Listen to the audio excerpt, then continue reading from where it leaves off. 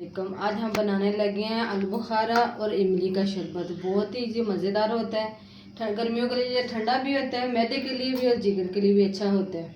ये देखिए, ये मैंने भिगोए हुए थे। ये अब खट्टा मीठा माशाल्लाह बहुत मज़ेदार होता है और इससे भूख भी लगती है और ये रोटी भी खाई जाती है खाना पे। ये देख, मैंने इस जग में डाला है आलू बुखारा और मैंने डाले इमली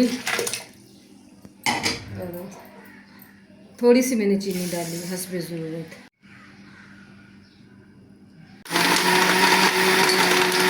ठंडा ठार माशाल्लाह ये बहुत ही मैदे के लिए भी अच्छा होता है और सेहत के लिए भी अच्छा होता है। ये बर्फ़